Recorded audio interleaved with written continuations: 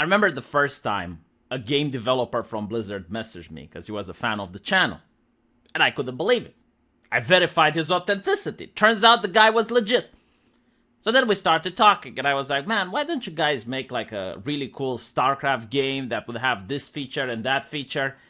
And he says, yeah, we could do that.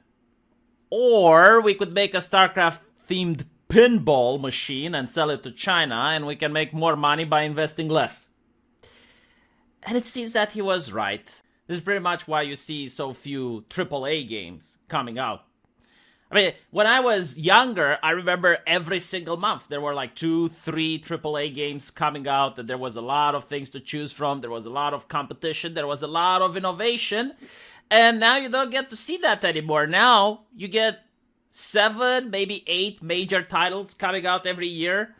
Very little innovation.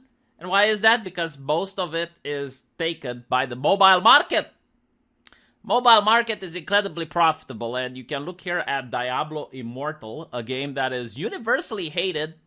Even Forbes magazine is a little bit disappointed about these results.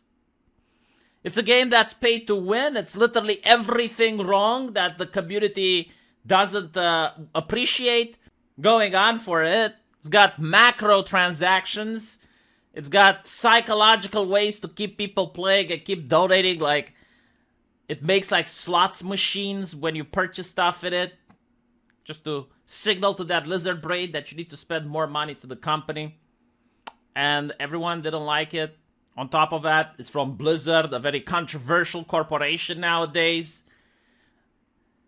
And yet it made $24 million in 2 weeks. Now, I can't blame the gaming community for this. Because in reality, what's going on here is that most people who play games like this, they don't spend money on the games.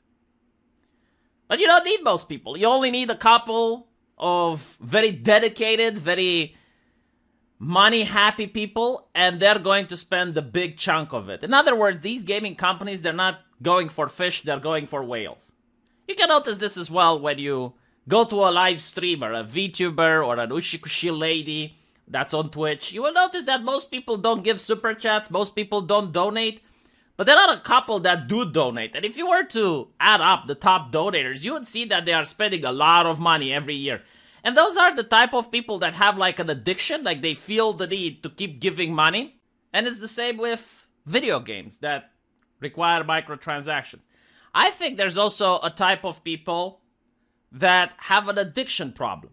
You know, most people can go to the casino, they can play a couple of games, they can pull the lever on the slot machine a couple of times, and that's it. You know, they have their fun at Las Vegas and then they go back home.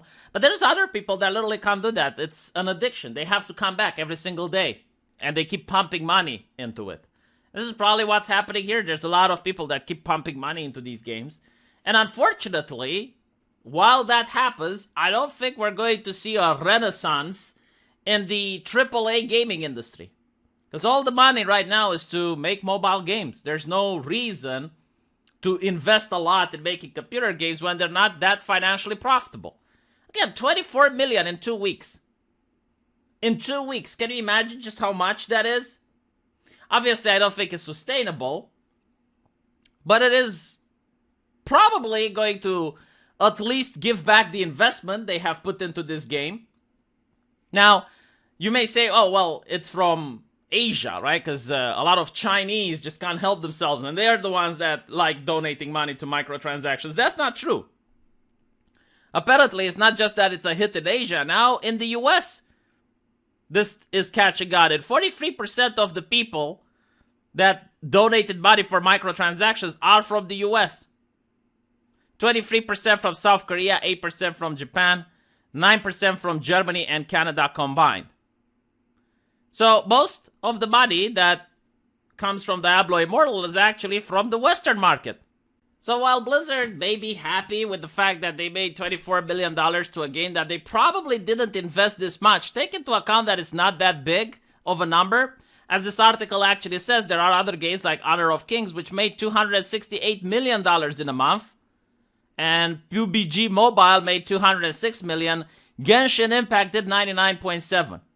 So in other words, while indeed it does seem that the stink that surrounds Blizzard and this game in particular has affected their sales, it would be interesting to know just how much they put into the game. Because if they put less than $24 billion in order to make it, that they're probably very happy right now. Especially since the money will keep flowing. Diablo's Immortal 2-week spending for a month-long estimate, and it's still failing outside the range of the big guns. Yeah, but like, again, I don't think they care. The real question is if Diablo Immortal is rewarding these players enough who have spent the money to the point that they'll keep coming back and keep playing.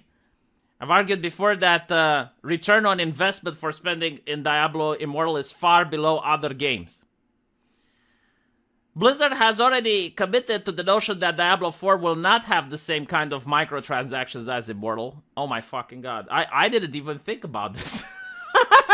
I didn't even consider the fact that Diablo 4 on PC is going to be riddled with microtransactions. But how silly of me. I mean, at this point, Blizzard is definitely trying to take down EA Games' throne away. EA Games was the company of microtransactions and milking the consumer. And I think like Blizzard wants now to become that company instead. Director Wyatt Chang now famously said that the game would not and does not sell gear because the extremely powerful legendary gems with all those stats and abilities of gear are not technically gear. Yeah, they do a lot of word manipulation. It's like, oh, well, you can't buy gear, but you can buy gems, and the gems, you can put them into the gear to make the gear more powerful. So in other words, once you have a loot drop, if you want it to actually be usable, well, you have to spend real money on it, or you have to farm in hundreds of hours in the game just to get the gem. It was always unlikely that Diablo Immortal would totally bomb, and even less so when it became clear the actual gameplay is quite fun.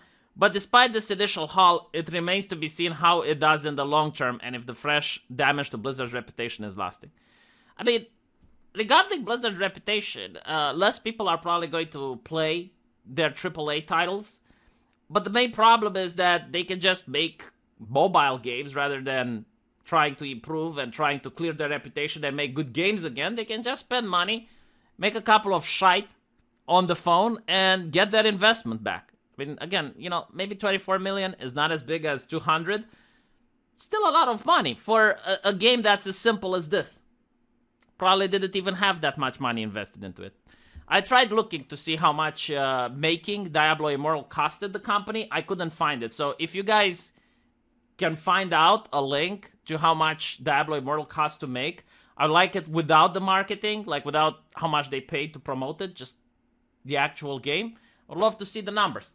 Let me know what you guys think, though, and I'll see you in the comment section. Take care.